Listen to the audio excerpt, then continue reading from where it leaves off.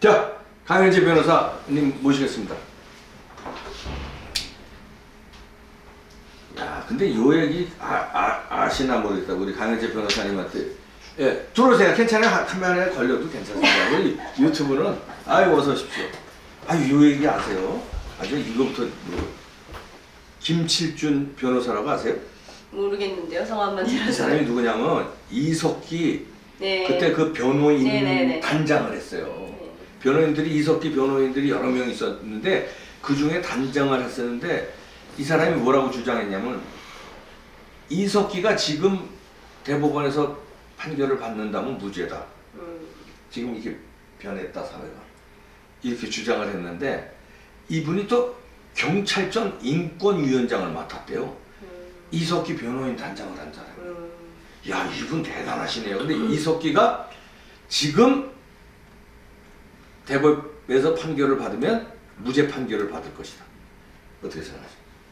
이 김칠준 이석기 변호인 단장 하다가 경찰청 인권위원장 이런 분들이 인권위원장 맡으면 되는 거예요.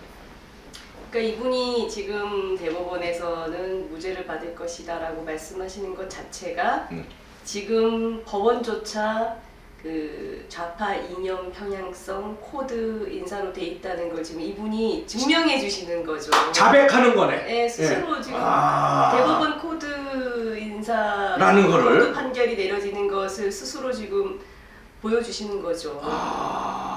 그러네요. 저도 실제로 지금 대법원에선 이렇게 나올 수 있을 거라는 생각을 저도 해요. 네, 설마요? 그 정도로 아 진짜요? 아니 뭐 지금 재판 받으면 이석기 씨가 무죄 나와요? 지금 대법원에서는 다른 판단을 할 수도 있을 거라는 의심이 들 정도로 지금 편향돼 네, 편향돼 있고 현 정권과 너무 그 법은 정말 정치나 정권과 상관없는 마지막 보루라는 말을 우리가 참 많이 그렇죠. 쓰잖아요. 네.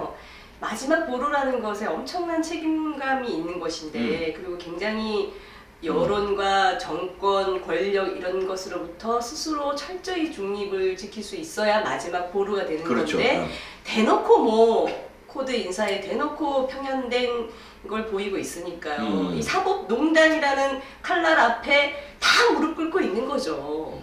사법농단이 그냥 꺼낸 단어가 아니에요. 법원조차 완전히 체질을 좌파로 개선하고자 하는 그 수단으로 지금 사법농단이라는 걸 만들어서 쓰고 있단 말이죠. 근데 실제로 여기에 지금 걸리지 않으려고 많은 판사들이 조심하고 있고 속으로는 반대 의견도 굉장히 많은 걸로 알고 있는데 누구도 심지어 법관조차 이 살아있는 권력의 광풍에 맞서기가 쉽지가 않은 거죠.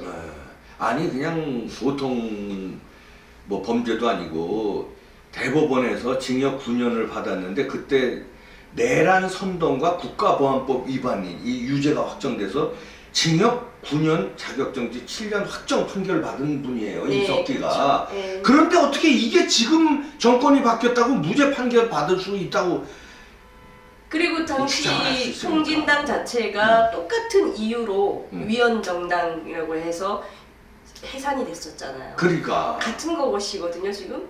근데 지금 이런 생각을 한다는 것부터가 저는 무리한 생각이 아니라는 생각이 저도 든다는 거죠. 문제가 많은 거죠. 그래서. 자 그리고 이분이 또 그 약간 뭐 이율배반이라고 그럴까요? 뭐라고 그러냐면 이제 그 서정희 씨 그 때린 혐의로 폭행 혐의로 서세원 있잖아요. 서세원 씨 변호를 맡았는데 이분이 또 가정폭력 방지법 제정을 이끌어낸 변호사예요. 아니 그럼 이게 나는 이게 그러니까 가정폭력 방지법을 이끌어낸 변호사가 서정희 씨를 때린 구타한 서세원의 변호를 맡는다. 이거 한 사람이 이렇게 주의를 할 수 있는 겁니까? 이랬다 저랬다? 아마 뭐 가정폭력 방지법 자체가 제정이 이 변호사님이 했다고 볼 수가 없을 것이고요. 왜냐하면 가정폭력 방지법이라는 것은 이거 이끌어낸 담당 시대적 변호사예요. 상황들이 다 있었기 변호하고. 때문이기 때문에 네. 저것도 좀 과장된 거지만 이제 그렇게 했음에도 불구하고 또 서세원 씨 변호를 맡았다는 걸 이율배반적인 걸 지적을 하시는 거잖아요. 근데 뭐 우리 변호사들 사이에서는 변호사도 먹고 살아야 되니까 서세원 씨랑 개인적인 뭐 친분이 있는지 어쩐지 모르죠. 그래서 변호를 맡은 것만으로 뭐라 하긴 힘들지만 본인이 가정폭력에 대해서 그 생각했던 그 가치관과 소신이 있다면 통상적으로는 잘 맞지 않죠. 아니 그리고 왜 연예인 맞지 않죠. 오해를 살 수 있어요. 연예인들이나 정치인들이 예를 들어서 무슨 환경 뭐 이런 공익 그 광고라든가 홍보대사 했는데 뒤로는 반대되는 환경 오염되는 뭐 장사를 한다거나 이래서 철퇴 맞아서 연예인들도 이렇게 방송 하차하고 이런 연예인도 있단 말이에요. 이거야말로 말이 안 되는 거 아닙니까? 가정폭력을 한 사람을 변호해놓고 가정폭력 방지법을 주창해서 그걸 이끌고 그래 이런 분이 이석기는 지금 시대에 재판받으면 무죄를 받을 수 있다.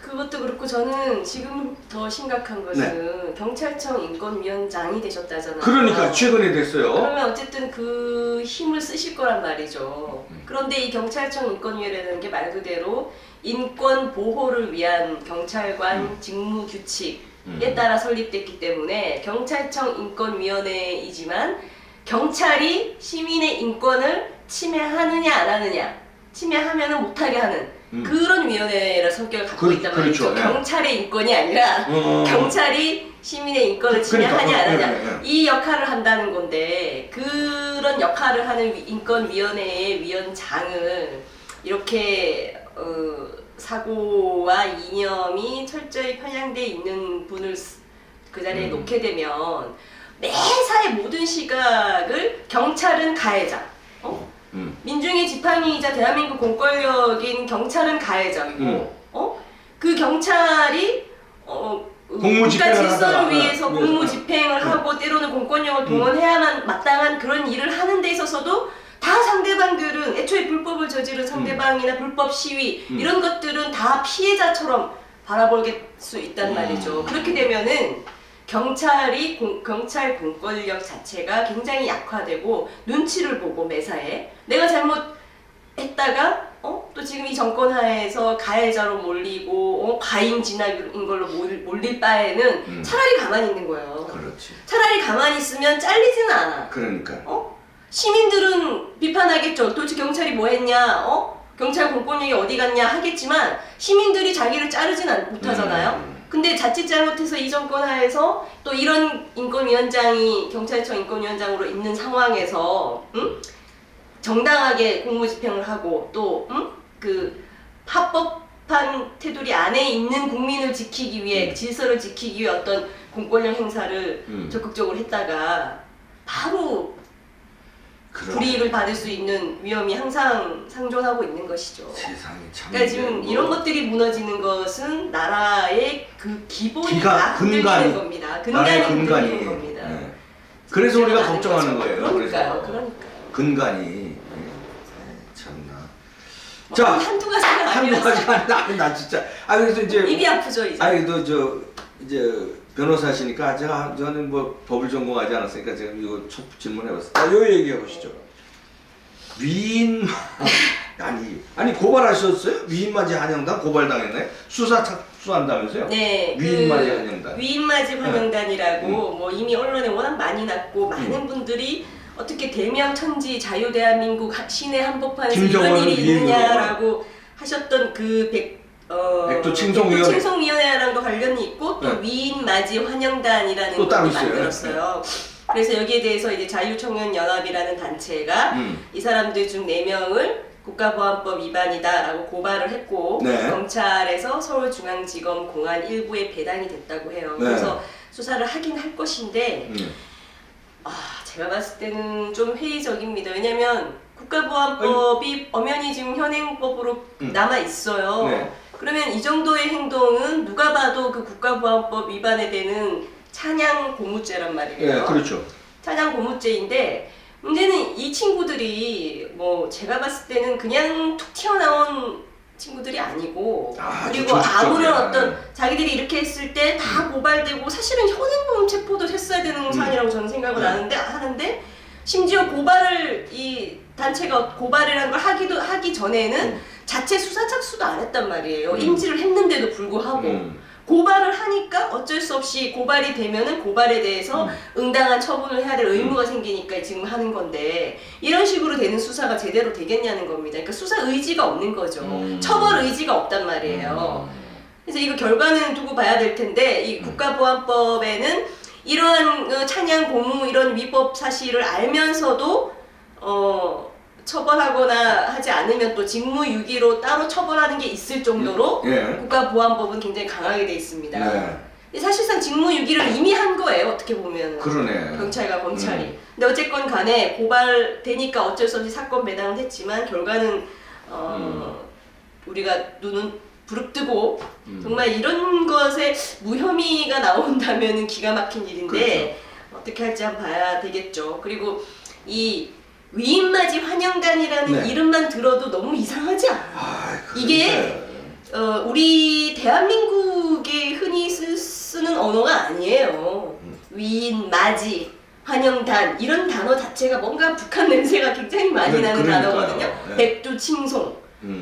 저는 이게 대한민국 정말 자유대한민국의 상식과 합리를 갖추고 정상적인 교육과 건강한 성장을 한 청년의 머릿속에서 나올 수 있는 게 아니라 표나 네이밍이나 이런 게 우리식이 아니야. 우리식이 북한식이야. 아니에요. 북한식. 아니 뭐 까놓고 얘기하면 이렇게 까놓고 얘기하면 북한식이어서 이게 하루 이틀 이렇게 되는 게 아닌 것 같고 정말 그동안 이제 이 21세기 자유대한민국의 간첩이 어딨어 이랬던 것이 이렇게 간첩이 많았다는 것을 지금 만천하에 다 드러나고 있는 거죠. 그러니까 그동안 보수 정권일 때 쫙 잠자고 있다가 지금처럼 대통령부터가 김정은의 목을 메고 김정은을 칭송하고 찬양하고 그러고 있는 상황에서 잠재돼 있던 이 사람들이 다 이제 뭐 드러내놓고 나오는 거예요.